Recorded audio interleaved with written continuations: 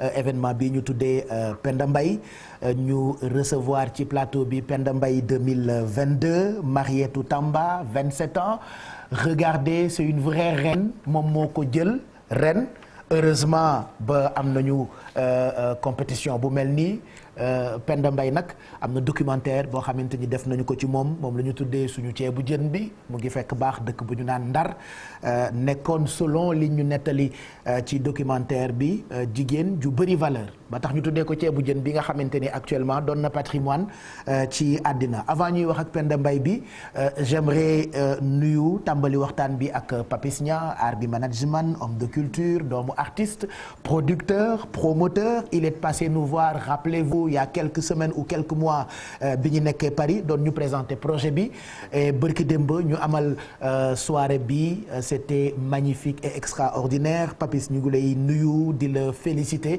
bàyyi la nga nuyu ak téléspectateurs yi nga xamante ne ñoo ànd ak ñun ak internautes yi bien sûr. salaamaaleykum maa ngi nuyu ñi ñuy seetaan ñëpp.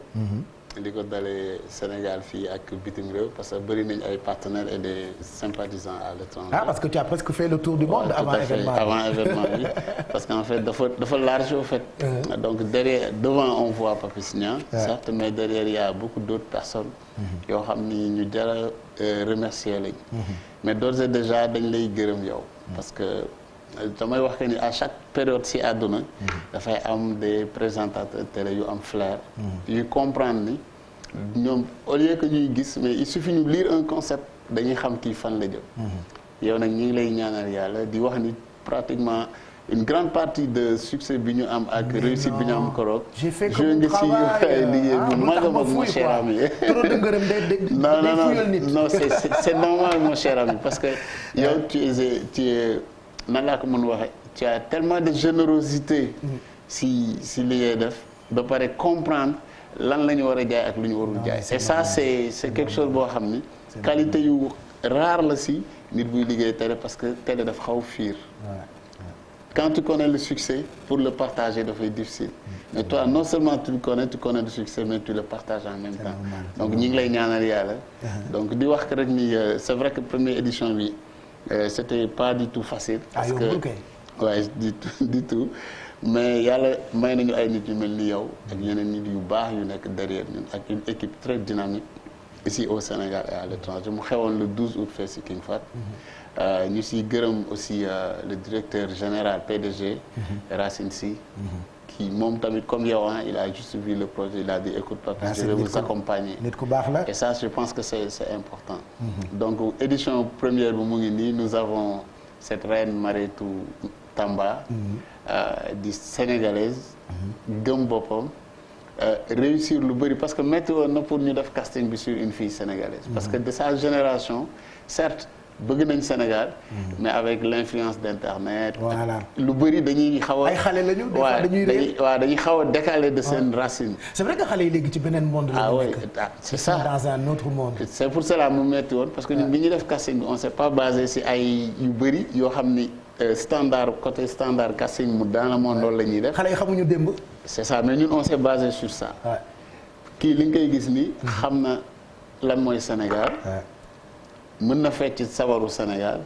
mën na togg ceebu jën et beaucoup d'autres questions pièges yoo xam ne dafay jëm ci suñu culture ak suñu aada ak suñu cosaan loolu mooy les raisons yi nga xam ne moo gën a tax vraiment ñu porter notre choix sur lui mais plus que ça authenticité bi muy incarné xale la elle a les moyens elle travaille mais man dama bëggoon ñu expliquer concept bi parce que à la base tu es venu nous voir ñu waxtaan ci documentaire boo xamante ni ba tey tout à fait xamaguñu ban télé moo koy diffuser xamaguñu ndax Netflix moo koy def xamuñu ndax vidéo bu Orange moo koy diffuser xamuñu ndax TFM moo koy diffuser xamuñu ndax RTS moo koy diffuser bon TFM laa bëgg mu diffuser ko après liggéey la on ne parlera pas du documentaire mais concept Penda Mbaye le concept sunu concours de beauté par exemple Miss Sénégal bi coow li bëri woon na yàquwul am nañ ci yaakaar parce que dëkk bu ne am na concours de beauté am maintenant après on va laisser soit nga adhérer wala nga bañ a adhérer tout dépend maintenant de lu ci waay xalaat mais lii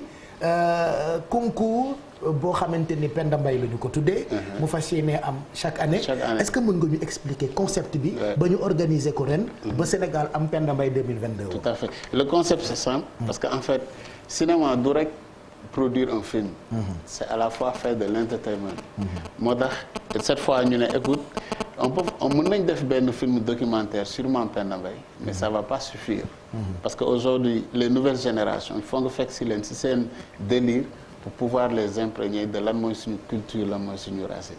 Au-delà de tournage ou de réalisation film documentaire bi. ñu ne nañ si toftal un peu benn concours de beauté boo xam ni dafay incarner nos valeurs culturelles aussi bien si togg bi. mais ci coiffure yi aussi bien si tenue traditionnelle yi aussi bien si valeurs yi.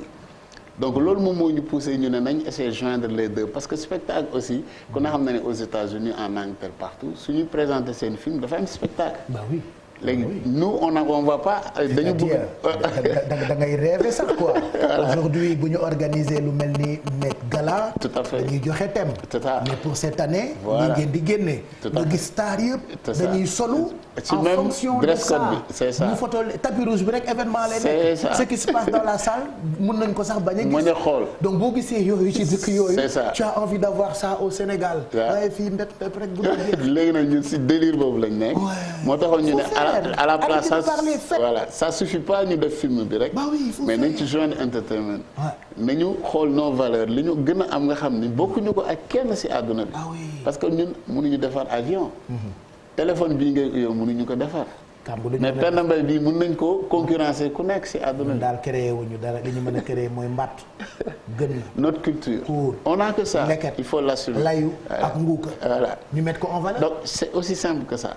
donc loolu nañ à la place ñuy yem si film bi dem partout dans les chaînes internationales diffuser ko ça suffisait pas parce que maintenant nous sommes dans un monde où contenu dafa bari.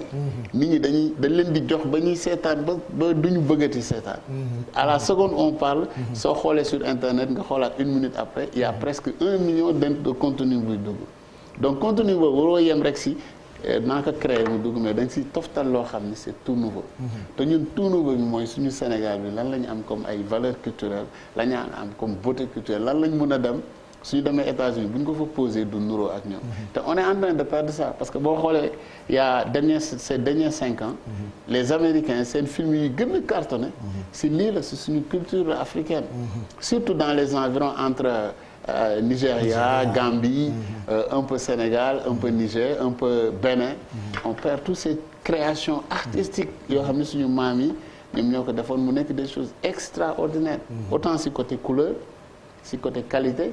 mais aussi si côté loolu parce que dañuy créer benn sër mu durer pendant 100 ans du yàqu du xewi. donc pourquoi pas nous en tant que créateurs ñu def focus juste si jouer dans des hôtels ou dans des voitures de luxe alors qu'on a quelque chose boo xam ne suñ ko mettre sur la table luñ moom loolu rek lañ mën a xeexee pour am la place qu'il faut partout dans le monde. mais quel a été critères yi pour élire Penda Mbaye 2022. critère bi si gën a métti mooy yi nga xam ne c'est purement sénégalaise mooy d'abord xam Sénégal.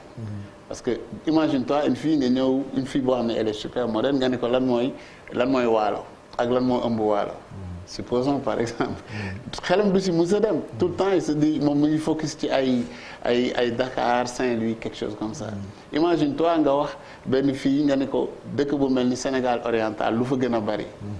fii yu bëri xam ni Sénégal oriental mooy Tamba te matt lañ gën a am ak këriñ c'est ça ces critères qu'on avait mis en place imagine-toi ñu ñëw nga bett ko woo benn géwél mu tëgal ko ceebu jën mu war a fecc c'était ça ces critères différents de naturellement les critères standards yi ñuy def ci élection Miss di xool ndax fil na parce que ñun loolu du suñu critère ñun on veut présenter une Sénégalaise si lépp lu mu am comme élégance muy ñuulaay bi muy rondeur yi muy taxawaay bi muy aussi sourire bi tout ça c'est ça qu'on a essayé de mettre en valeur pour choisir vraiment benn Penda Mbaye boo xam ne fu mu dem si àdduna bi suñ nee dañuy jaay culture sénégalaise si moom lay njëkkee suñ nee fecc mooy njëkk a mën fecc suñ nee wax mooy njëkk a mën wax suñ nee togg sur place mu def ko et avec la manière et je pense que loolu moo taxoon ba comme man yàlla dimbali na ma un peu j'ai duré dans le milieu je connais un peu partout le milieu casting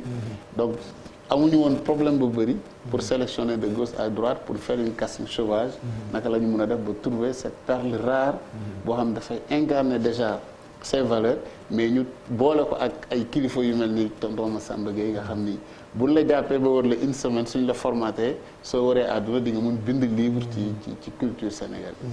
Voilà, et c'est magnifique. Donc on va découvrir Penda Mbaye bi, oui, parce que titre la. Penda Mbaye 2022. Elle n'a que 27 ans. Et c'est la première fois mu wax yow yaay ko njëkk a wax ci télévision. Marietou Tamba. waaw man de laal yokku laa leer laa la wax. carrière bi moom dafa nar a def ascension bu fulgurante parce que pour une année da ngay am couronne bi comme une vraie Miss. donc moom mooy Penda Mbaye 2022 Marietou Tamba la tudd 27 ans Marietou ñu ngi lay nuyu. félicitations. micro je vais te il faut mu yóbbul ko micro. merci beaucoup. yii la ñu nekkee c'est trop ah alors Marietou dama lay jox micro bi dem toog fële. bu ko defee ñu waxtaan dara diisul li nga def sa bopp yére bi diisul li ci bopp bi diisul félicitations Marietou. Macha Allah. alors est-ce que mën nga ñu nettali comment tu as fait ba bokk ci concours bi ba gagner Penda Mbaye 2022 raconte-nous un peu sa histoire ba nga nekk Penda Mbaye 2022 bi Marietou Tamba. asalaamaaleykum Sénégal. elle est trop jolie en plus. asalaamaaleykum àdduna. lii mooy suñu critère de beauté. man ñu jël ay lex yu fóonante naan noo taay fin ay as la des as la man Canada jigéen dafa war a svelte dafa war a tuuti léegi toutes les femmes qui ont des rondeurs elles stressent alors que jigéen day am suux fees dell boo lambee lex yi mu nooy nepp mel ni poñse yooyu mooy suñu critère. voilà heureusement ba am nañu Penda Mbaye y en a marre de ces filles trop sveltes mel ni ay squelettes vivants ah quand même tooñu ma leen ah donc félicitations Penda ñu bàyyi la nga présenté wu waaw merci di nuyu Sénégal di nuyu àdduna di am mbégte si niñ ma dippee suñu maam Penda Mbaye fii ci Sénégal ak ci àddina vraiment choix bi yombul woon ah ouais parce que yàgg naa dégg ay proposition ci affaire u Miss et tout mais man dama bëgg loo xamante ne original xam naa li ma tuddee turu maam ci sama yaay moo tax loolu fekk si ma choix bi yombul woon ma toog benn jour ci ay 20 heures sama sœur woo ma ne ma yi dégg naa benn casting ak yooyu man ko yi bu dee affaire Miss moom ak li ma dégg ci Miss yi merci parce que man bëgguma dugg ci loo xam ne dafay nekk ay détails noonu ma lii dafa mel ni affaire cosaan la ak yooyu loolu ay coow la rek mu ne ko bu dee cosaan moom loolu dina ma neex parce que man bëgg naa yëfu maam ñu may tooñee noonu léegi ci laa dem ci casting bi yombul woon nag vraiment première fois bi ma dem ñoom Papis posé ma question yi fecculoo ma xam mais tamit j'étais à l'aise puisque ak sama liggéey dama yàgg gis ay nit ak yooyu sama sœur yi ne ma demal soo demee je pense que ak yooyu ni nga bëggee Mumbai ak yooyu bëgg ay affaire di nga ci réussir ci laa demee noonu après Papis laaj ma ba xam mën naa togg ceeb mu waaw mu ne ko waaw andi togg démb parce que ci kër gu mag laa yaroo léegi mu ngi wax comme Penda Mbaye suñu critère beauté la bokk wax ndànk upp ndànk expliqué ëppaloo rambaxoo vulgaire lii mooy critères yi merci comme kër gu mag laa yaroo yaa ngi gis ñuy toggi ak yooyu léegi Papis bi ma nee nooy toggee ceeb mu ne ko ah su may togg ceeb damay xëy sangu ba set jël sama leket mu ne ma leket mu ne ko ah bien sûr leket kay après mu ne ko du ma dem sax ci marché yi parce que man caaro yi lay nduggee dama bëgg lu frais ak yooyu mu ne ma ah ça c'est bien léegi ma expliqué ko ni may toggee sama ceeb ba ci yàq ba ci sóor bi ba ci yàq bay ni ma war a taajee sama ceeb ak yooyu mu ne ma ana kuddi mu ne ko du ma lekkee ci kuddu damay teg ndox ñëpp raxasu lekk ci ceeb bi ñu kontaan après mu ne ma feccal Baara Mbaye mu simbi daal ba maa ngi defoon ay talon mu sànni daal yi ne mu teg musique sabar bi mu daal di fecc ñu kontaan léegi nag bañ pare après ñu ne ma dinañ la woowaat comme affaire yi dafa am ñeneen ndax ñeneen ok ma ne d'accord ci laa demee léegi bi ma demee ay je pense une semaine ma nekkoon salon ba rek di liggéey sama téléphone sonné muy Marietou ma ne yii ñii de moom xam na ñu may woowaat sama sœur bi ni bul décroché man maay décroché mu def téléphone bi haut-parleur après Marietou wax ni ma choix bi yombul woon mais bon finalement yow la ñu mujj jël noonu affaire bi nag neexoon na ma gaar franchement parce que xaar ma ko woon en plus li mu nekk aada ak cosaan nekk na loo xamante ne lu ma neex la waaw mu ci am mbégte ak contentement moo ñeen wax ko sama yaay tamit mu nekk lu mu bëgg ak lu ko neex aussi ci loolu. vraiment sama famille soutenir ma ci loolu. waaw voilà ñi ma ko wax ñëpp ku ci nekk dama yow moom da ngaa yàgg bëgg yëfu mag voilà comme affaire bi Sénégal la wax comme ndar en fait wax bu tey bi ngi noonu comme xam naa nag li ma yàgg sama xaytu ndar yi samay góor yëpp ay ndar lañ. loolu tax vraiment te tamit li ma ci gën a neex ci casting bi Papis daf ma ne entre nga joxe xaalis ñu togg ak nga togg ban moo la ci gënal. ma ne ko man damay wax li nga xamante ne moom lay ni may dundee parce que man j'aime bien di ndugg di togg jox nit ñi lekk. ma ne ko ñi ma xam tey jii sama fi ma dëkk ñëpp xam nañ loolu ci man. ma ne ko man ci loolu lay dox casting bi noonu la demee yombul woon. mais bon sant yàlla bi ma. alors d'habitude bu ñu nommé jigéen ci dara. wala ci concours yu mel nii. dañuy am ay mission dañuy am ay objectifs. parce que ci un an yow yaay nekk Penda Mbaye 2022 bi. lan moo nar a nekk sa combat. ou je ne sais pas est-ce que am na loo décidé def. pour soutenir jigéenu Sénégal. waaw pour loolu moom pour objectif yi moom nekk ñu ngi ciy programmer jaay destination Sénégal. surtout voilà gën a jël touristique bi. tourisme bi. maam gën koo fësal bu ko defee képp étranger bu ñëw ci Sénégal. wala tey ñi nga xamante ni day président bu waree am ay ganam. et que ci wàllum culture bi ak ministériel gan bu war a ñëw Sénégal.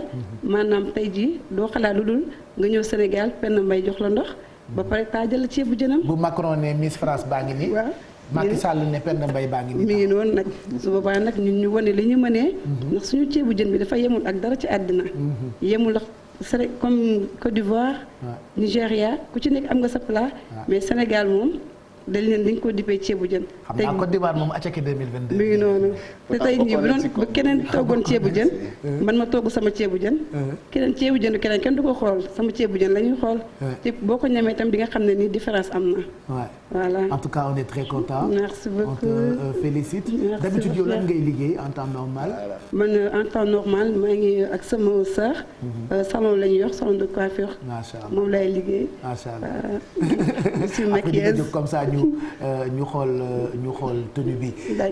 dañuy am mission. tout à fait Penda Mbaye chaque année n'est-ce pas. tout à fait bien sûr cette année ki mission première am déjà mooy faire accepter aux Sénégalais le concept. parce que déjà quand tu inities quelque chose comme nu mu la ko waxee rek ñun Sénégalais. ñu ci bëri di def marketing wala yooyu du ñu am temps lire dossier. ils aiment tout juste voir gis. amuñ comme yow ni nga amee jot on t'envoie quelque chose tu lis. pour comprendre que ni lii fii la jëm am flair boobu. Sénégal dañuy bëgg rek ñoom gis. soo xoolee sax même dans nos productions cinémato wala série tant que defoo bande annonce def bruit annonceurs yi duñ la suivre. amuñu temps de lire des concepts ou lire des documents te pourtant àdduna loo gis. studio bi ñu toog. Ndiaga si boppam la njëkkee. après il est parti faire la réalisation. mais dommage qu'ici dañuy bëgg rek ñoom directement à la réalisation. à l'action donc cette année mission première mooy d'abord. mu faire adapter aux Sénégalais ce concept. et au-delà de ça comme nu mu ko waxee ni ñu ko tuddee.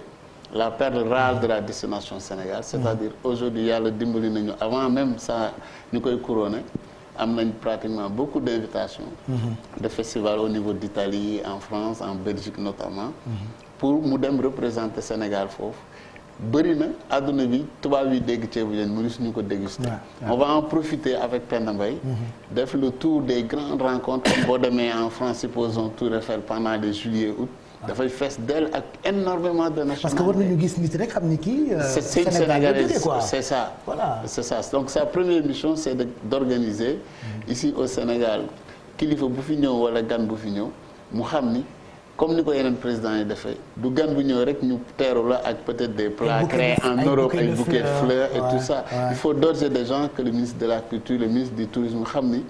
il y a une femme sénégalaise. qui est notre Penda Mbaye. nga xam ne bu ñu amee gan moo koy may ndox. c'est ça potu ndox. bëgg dem bi président demee Mali jigéen bu yiw ñëw jox la ndox sukk. est-ce que tu as suivi loolu avant-hier président bi mu demee Mali. Macky Sall. bi mu demee Mali. mais guro lañ ko teeroo. bah oui. terewuñ ko ay bouquet de fleurs ay trucs ainsi de suite mais dañ ko accueillir homologue indi ay jigéen ñu pour que jox ko guro parce que guro teraanga la. li si soxla dafa bëri. donc ñun aussi am nañ suñu façon donc au delà de teeru ay gan fii Sénégal def dégustation. Penda Mbaye elle est prête à accompagner nos lions au Qatar. Ah oui. parce que mënuñu dem Qatar àdduna bi yëpp di fa daje. suñu gaynde yi di lekku français wala lekku allemand. il faut que ñu leen di préparer à la sénégalaise pour gën leen doom te ñu gën a sentir que ni le pays et tout le monde est derrière eux. aussi bien si loolu aussi am na ay missions yu extraordinaires yoo xam ne du yem rek si culinaire bi. mais si jaay la culture sénégalaise.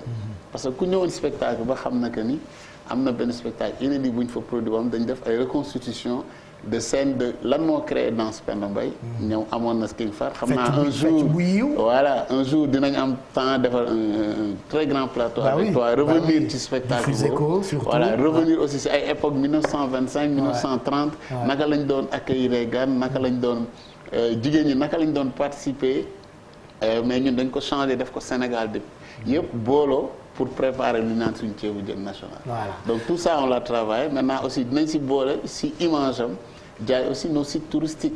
parce que fu ñu dem si àdduna dinañ wane li ñu am comme site touristique comme décor naturel yàlla may ñu ko te mayu ko keneen. jaay fu ñu dem si àdduna Sénégal bi surtout photo bi ñu gis mooy Penda Mbaye en personne. waay maam Penda Mbaye bi ñu tuddee Penda Mbaye. c'est la première fois ñu découvrir image am. d'ailleurs si soirée bi sax ñuy profité di gërëm sëtam yi déplacé wu yoon. jógee Ndar ñëw jógee Ndar nekk 4 personnes vraiment ñëw.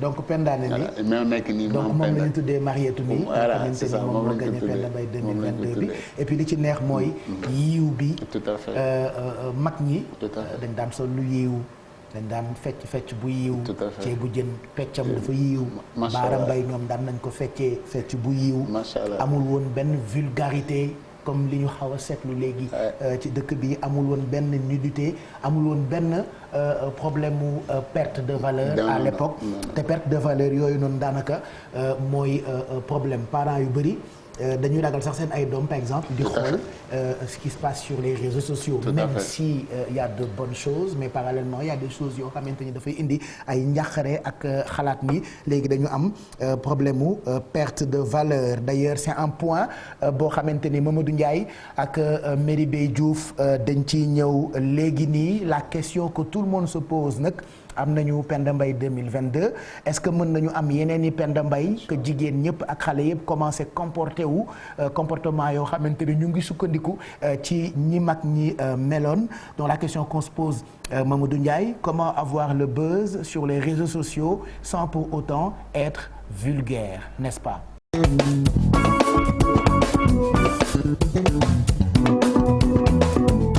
Merci d'être avec nous 14h21 mooy doog a jot bon appétit si vous êtes à table bu dee yéen a ngi lekk ak loxo teg boolu añ bi ci digg bi ñu ngi leen di wax bon appétit bu dee comme man ngeen këru géwél tàkkusaan la ñuy añ de toute façon nous on est là encore dans quelques minutes ñu bàyyi leen ak Eva Tra Mami Diop ak inspecteur Ndoye Bane ci wareef ak thème yu am solo yi ñun nag dañuy dem ci dernière partie midi plus bi je rappelle que sànq ba tey ñu ngi recevoir Penda Mbaye 2022 bi mu ngi tudd je cherche encore le nom Mariétou Tamba elle n'a que 27 ans moom la ñu nommé li nga xamante ni mooy Penda Mbaye 2022 regardez comme elle est jolie ñu ngi nuyu Madeleine Diaw animatrice fii ci télévision Futur Média elle me dit qu'elle est éblouie ci ni mu gisee Penda Mbaye bi ñu ngi jot yeneen i yóbbante Minti Moussa Fall qui apprécie sunu Penda Mbaye 2022 bi maa ngi gis Babacar bu Gorgui Ndiaye moom itam c'est un homme de culture mu ngi lay féliciter moom itam depuis 5 maa ngi gis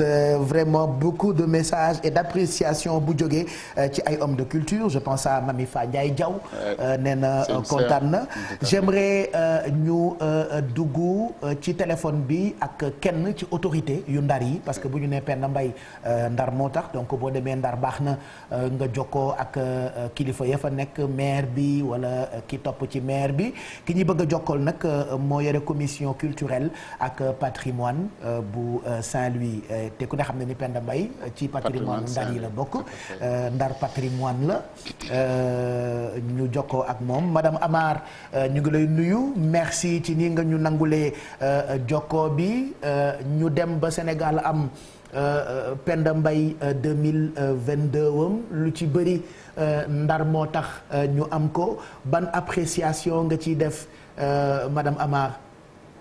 Voilà ma leen di remercier bu baax a baax di leen nuyu di rafetlu vraiment émission bi. di rafetlu imit tey thème bi ngeen jël tey moom mooy la promotion du ceebu jën Penda Mbaye. Voilà donc loolu dafa nekk lu am solo. Le fait d'avoir inscrit le ceebu jën Penda Mbaye au patrimoine mondial culturel immatériel de l'humanité par l'UNESCO loolu dafa am solo lool muy benn opportunité muy benn atout majeur bi nga xamante ni day permettre Sénégal mu positionner au niveau culturel et au niveau touristique en l'occurrence justement la ville de Saint-Louis qui sera davantage positionnée comme destination culturelle parce que le ceebu jën classé patrimoine mondial de l'UNESCO va favoriser la différenciation donc le positionnement et le développement tourisme je pense que dañ ci war a profité nag acteurs touristiques yëpp pour ñu développer ce produit culinaire c'est-à-dire que le tourisme culinaire bi nga xamante ni de plus en plus touristes yi dañuy choisir fu ñu war a dem voyage pour découvrir ay spécialités gastronomiques locales donc c'est ce qu'on appelle le tourisme culinaire. Voilà c'est un concept voilà qui séduit de plus en plus donc loolu lu am solo la. defe naa fierté la pour yow kilifa gi nga doon bokk ci kilifa yu Ndar waaye ñu dénk la tout ce qui est culture ak patrimoine defe naa da nga ci am fierté bu dee li ñu la dénk ci wàllu aada ci wàllu patrimoine mu ngi def tuuru Sénégal di def tuuru àdduna loolu defe naa sa fierté la madame Amar. waaw loolu moom fierté bu rëy la nag ñu fas yéene ko tey pour exploiter ko unité fas yéene xool lu ñuy organiser déjà à Saint-Louis workshop international pour le développement du culture pour le développement du tourisme dans cette zone xam nga ne am nañu aéroport bu bees loolu day nekk mit beneen at bu nga xamante ne day ñëw yokkute donc je pense que bal bi mi ngi sunu camp léegi ñu fi woo nag acteurs touristiques yeeg culturels yëpp pour ñu jàppale ñu ci challenge boobu pour faire vraiment de Saint-Louis un hub culturel. macha allah merci en tout cas ñu ngi lay gërëm bu baax ci intervention bi madame Amar adjointe au maire autorité ville Saint-Louis yore commission culturelle ak patrimoine et c'est une belle chose il paraît que Penda Mbaye bi defe naa Saint-Louis moo nar a nekk dëkkam bi mu nar a njëkk a dem pour présenter couronne am tout à fait tout à l'heure bi ñu suñu un des représentants bi nekk foofu ñu koy nuyu bu baax muy Maturin à travers aussi madame Faye di jabaru Cheikh Faye fati ko ne ñoom ñu nekk foofu ñoo ñu woo depuis ce matin ni ñu vraiment les autorités ñu ngi rafetlu seen liggéey et puis prêt à accueillir Penda Mbaye foofu sa Saint-Louis d'ailleurs l'adjointe maire même est prêt à intervenir sur l'émission mu nekk lu ñu rafetlu parce que au fait nous sommes des acteurs culturels les autorités sont là juste pour ñu permettre ñu mën a def suñu liggéey ni mu waree mais le travail on le fait avec passion sans ou avec les autorités donc ñoom suñu ñëwee fekk suñu si on les accueille à bras ouverts et puis di wax que ni effectivement nous demandons solennellement à monsieur le maire Mansour Faye d'accueillir la perle rare destination du Sénégal à Saint-Louis parce que foofu mooy lépp d'ailleurs si invitation yi ma njëkk a jot benn ville bu nekk Sardinia benn mairie bu nekk Sardinia si ñu ma njëkk a jot dañ ni ma ils ont fait jumelage ak Saint-Louis il y a 7 ou 8 ans mais depuis lors ils ont perdu de vue donc comme man am nañ sama contact ñu man tremplin la pour ñu mën a jotaat Saint-Louis pour mën a def parce que Penda Mbaye bi il faut mu def tour du monde tout à fait c'est ça ils nous ont invités à cause de ça pour une dégustation du ceebu jën et aussi la promotion de la culture sénégalaise donc ñu ngi koy lancer un appel solennel s'il nous entend que nous on est disponible aussi bien à Saint-Louis qu'à Dakar mais on aimerait que mu nekk à Saint-Louis parce que ce sera plus symbolique voilà on va finir cette émission ak message u Penda Mbaye bi. Marietou encore on te félicite. Merci beaucoup. lan ngay wax comme message pour sénégalais yi pour képp koo xamante ni apprécié na ren lii ñu la fal Penda Mbaye 2022 quel sera ton message balaa ñuy tàggatoo. tout d'abord maa ngi jaajëfal ñëpp. message bi may njëkk lancé sama combat bu njëkk. mooy ñu jéem a promouvoir la culture sénégalaise bi ci topp mooy ñu jéem a jël aada ak cosaan doo ko ci système éducatif bi. bu ko defee xale yi teel a jàng à bas âge ñu teel a xam ne ni que Sénégal. lii lañ fi am ñu gëm seen bopp xam seen aada ak cosaan bu ko defee bu ñu ko ci duggalee dañ mën a xam sax nu ñuy toggee ceeb ci ba ñuy nekk xale voilà loolu lay wax di jaajëfal ñëpp di jaajëfal sama yaay yi ma koy wax chaque jour la grande battante di ko ñaanal gudd fan ak wér kooku aw ma fayam elle est exceptionnelle Abibatou je t'aime kooku moo ma dooleel moo tax tiituma dara ragaluma dara du nuyu sama waa famille du nuyu Papis équipe Papis Niang bi pour la confiance du nuyu sama xarit ñëpp ak ñi nga xamante ni diggante vendredi ak léegi ñu ngi gis sama photo yi ñu ngi apprécier ma rachetée élégante ñu ñëpp naa ma Penda Mbaye nit ñi di ma tooñ naa ma waa kay Mbaye xam nga Sénégal comme ñu ngi koy defee rek kaf foo reetaan bi di jaajëfal sama maquilleuse bi Anoriema moo jaar ci maquillage bi vraiment daf may maquiller di ma dooleel naa ma zéro stress di gërëm àdduna di gërëm Sénégal di gërëm ñëpp ku lim juum. voilà waaw merci félicitations Papis Niang yow tamit ñu ngi lay gërëm bu baax. yan kàddu ngay tëjee waxtaan bi. waaw li may tëjee rek mooy di remercier toutes les personnes et en premier comme ni ñu ko waxee madame Zainab Clara Gaye qui est présidente RAFPROD qui est aussi productrice. mais dès lors que ñoo associé ko ci projet bi non seulement daf ñuy accompagner ci communication bi mais aussi elle était présente. elle est comme ça moom nit ku baax elle était présente durant tout l'événement ñëw wane ni bis bi ñu ma tuddee kat dama ciy teew ba mu jeex def ci temps def ci kàttanam def ci dooleem def ci defam donc au nom de toute l'équipe madame Gaye merci et très bonne continuation di remercier aussi des amis comme Mamadou Yatassaye nga xam ni c'est un grand producteur di am fii entreprise am di jàppale culture sénégalaise jàpp ci bis bi de manière vraiment très sérieuse di remercier aussi des amis comme Seydou qui est Suisse Gold je pense seen partenaire on avait 52 artistes à habiller donc lui Seydou et Suisse Gold ils ont habillé tout le monde di remercier aussi les partenaires yi ñaw yére yi li mu sol nii Amadou Diop Dar Fashion moo ko defar un grand créateur boobu bi li si nekk suñu maman Oumou si au début il m'avait dit coiffure bi 1 million laa la koy jaayee mais il a fallu que mu ñëw si événement bi dafa assister rek woo ma devant tout le monde mën a may naa la reliquat bi may naa la ko Papis parce que dama kontaan j'ai vu des choses il faut que lii ça soit pérennisé donc di remercier aussi Anta la Tigresse Bamba Sow design jour boobu li ñu sol yëpp moom moo ko ñëw et tous nos amis et l'équipe di remercier aussi mon ami et mon jeune frère Asmoussa Samb qui est toujours derrière moi qui m'accompagne sur ces challenge ak aussi ñëpp ñi nga xamante ni vraiment jàpp nañ si Anta la Tigresse ma petite sœur merci et bravo mais mention spéciale à Marietou Diouf mon assistante et à Aïcha Omaïs qui ont été vraiment super. Parfait. Merci Papis, félicitations Penda Mbaye 2022, bonne chance, bon courage à notre Penda Mbaye 2022.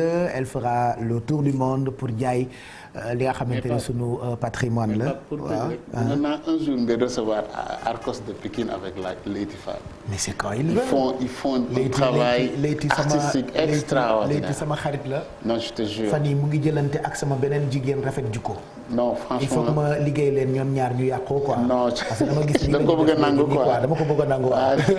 mais Leyti moom sama xarit la non il est extraordinaire. Leyti sama xarit la il m'a donné 30 et quelques artistes. yàgg naa liggéey ak moom ci ay émissions par exemple appartement 221 à l'époque donc Laetitia très grand artiste. mais sa kilifa nag moo tëj bis bi quoi docteur Massamba Gueye. Massamba Gueye kooku il est exceptionnel moom yi la bëgg moom valeur la bëgg. non mënuñu ko fay. valeur la bëgg ñëw na fa taaral bis bi jël fa parole enseigné ñu leneen loo xam ne sax xamuñu ko. macha allah donc en tout cas ñu ngi koy ñaanal yàlla guddal fanam. et puis ñuy wax ni désormais prochaine édition sax. président comité scientifique moom lañ koy jox pour liggéey bi gën a. merci Papis merci ñu ngi lay gërëm bu baax on va se quitter ñu jeexal émission bi ak vidéo bi ma bëggoon teg sànq boo dee dugg ci réseau social bu mu mënti doon wax naa ko sànq di nga gis yu dagg sa xol di nga gis yu lay reetaanloo di nga gis yu sedd sa xol waaye di nga gis yoo xamante ni daf lay naqadi ba da nga ciy jooy femme bi nga xamante ni gis naa ko sànq ci TikTok bi je sais pas ñan ñoo ko filmé mais damay jël sama initiative bopp teg vidéo bi wax dëgg yàlla xaw ma ñan ñoo ko filmé mais j'ai juste xam nga algorithme bi moom doo ko mën a contrôler da ngay bës rek muy ñëw donc quand j'ai vu vidéo bi femme bi di wax li nga xamante ni moo ko dal ak ni mu ñàkkee moyen ku ko dimbali je me suis dit je vais partager cette vidéo avec vous ci Midi Plus bi regardez. loolu maa ngi feebar yor poos am na ci ñoo xam dañ lay seexloo am na ñoo xam dañ lay daw am na ñoo xam ne duñ la faale sax. waaw dama yore poos ñaari at maa ngi ko tëdd ñaari at wóor na moo xam ne fii ngeen ma fekk fii laay fanaan bañ naa ko ba damaa lem matelas bi pour ñu mën a tëdd bu baax yaa ngi dégg borom kër gi tey ci suba dafa ñëw bi mu ñëwee mu ni kii sama doomi mag la kii sama mag la ñoo bokk ndey ak baay mu ni sama jëkkëri doom bi yow de waxoo ma woon lii ndax tey am na ku ma fekk fii muy fanaan keroog tamit fekk naa ko ci kaw mi ngi tëdd waaye waxoo ma woon lii léegi kii na génn wala ngeen ànd yéen ñëpp ngeen génn ndax moom wérut dafa feebar borom kër gi ci boppam borom fii mu ni wérut dafa feebar yaa ngi dégg mu ne ko feebar bi de yàlla moo ma ko teg dëgg la damaa feebar mu jël avance am xaalis bi mu ko joxoon mu delloo ko mu ni ko wuti leen fu ngeen jëm. barke Serigne Fall lii may wax de su nekkee ne amut maa ngi toog sama baam mais sama feebar bi yàlla bu wér. yaa ko naka mu mën a feebaree di tëdd fii. ah jàpp ci yàlla rek aw ma feneen abdulaaxil azim aw ma feneen. Voilà, donc c'est une vidéo que j'ai vue sur TikTok xamuma sax ñan ñoo ko filmé j'ai eu très envie de ma partager ko ak yéen du ñàkk nit ku baax kuy seetaan ku am moyen ku ko mën a taxawu ci vidéo bi peut-être numéro de téléphone bi feeñul mais je vous le donne toujours xëj na numéro ndaw si la ñu ngi ci bind Khady Gora Dieye 70 705 48 26 wala 77 346 20 79 77 346 20 79 j'espère que numéro bu baax la j'espère que numéro bu authentique la en tout cas c'est une vidéo que j'ai vue sur TikTok sama yaram daw ci j'ai eu envie de partager ça bu ko defee ku ko mën a dimbali nga woo ko directement c'est pas la peine ngeen may woo directement mais appelez peut-être comme ñoo ko gisandoo ci numéro bi nekk ci vidéo TikTok bi 77 346 20 79 voilà xam naa ni soxna Bali Muntaxa ak fondation soxna Bali xam naa ni soxna Momi Kébé xam naa ni ñeneen ak ñeneen ku lim Dioum première dame c'est vrai que daanaka dëkk bi léegi ñëpp a feebar ku ne soxla nga moyen ñun ñii di toilette di xëy di toog ci télé bi wax ak reetaan sax kenn gënuñoo ami problème yenn saa yi nit indi fi wali su problème fekk man maa nga bàyyi sama kër armoire si battant au problème les temps sont durs pour tout le monde waaye ku ñu dimbali ñu jël li ma ni Pape Fall sànq Youssou Ndour wala Macky Sall sax bu soxlaa ndimbal da koy ñaan donc am na foo xamante ni boo fa tolloo bul ragal a dem ci ki nga xamante ni yaakaar nga ko pour mu dimbali la donc ñu ngi ñaan képp koo xamante ni mën na dimbali ndaw si ma gis vidéo bi ci TikTok bi nga jàppale ko ci numéro de téléphone boobu ñu jeexal bàyyi leen nag Eva Tra Mami ak inspecteur Ndoye Bane ci Wareef Aba mu ngi préparé wu moom itam ca kanam seetu Sénégal wareef nag ki koy réalisé di Mia Sindour tata Mia bu tonton Ndiaga comme un hasard tey la anniversaire am donc anniversaire am dafa tombé ak feetu indépendance bu Gabon donc tata Mia on te souhaite beaucoup de bonheur ñu ngi lay ñaanal gudd fan ak wér gu yaram man sama classe de guerre la woon depuis Ambroise Gomis ba ni ñu ibbee télévision Futur Média ñu ànd fii ci TFM première saison ou deuxième saison Dakar ne dort pas à l'époque lu ne Mia daj na ko ndax man et ba léegi ñu ngi àndandoo di liggéey fii ci télévision Futur Média au delà de collègue bi mu nekk ñu dénk ko suñu directeur donc ñun ñëpp ñu ngi koy ñaanal gudd fan ak wér gu yaram mënoon nga rek woote première dame wala jabaru Ndiaga Ndour gënu la neex mel mais da nga marché ak ñëpp parce que ñoo yem fii ci télé bi bu ñu jaaxlee ñooy bokk combat yenn saa yi sax nga jege ko ne ko waa mais Mia lii nag loo ci xalaat doo ko wax Ndiaga mu ne la man mii sax xaw ma nu ma koy waxee Ndiaga donc on te souhaite beaucoup de bonheur ñu ngi lay ñaanal gudd fan ak wér gu yaram Mia c'est de la part de tous tes collègues yu nekk fii ci télévision Futur Média merci à toute l'équipe de production dirigée par Pape Samba Thiam on te souhaite un bon rétablissement tànk bi day metti day tappale bandaas bee rëy tappale kat la mais bon il est un peu malade on lui souhaite un bon rétablissement toog mu Serigne Fallou ñu ngi lay gërëm Ndeye Binta madame Guissé merci toog mu Serigne Fallou itam ñu ngi koy gërëm merci à Thioro Mbar Ndiaye mi nga xamante ni daanaka muy produire Midi Plus bi bis bu jot ci télévision Futur Média gërëm tamit mami suma doom moom moo nekkoon ci mise en beauté bi on vous retrouve demain 11h45 pour Midi Plus premier rendez-vous infotainment bu ñu leen di proposer ci télévision Futur Média bon appétit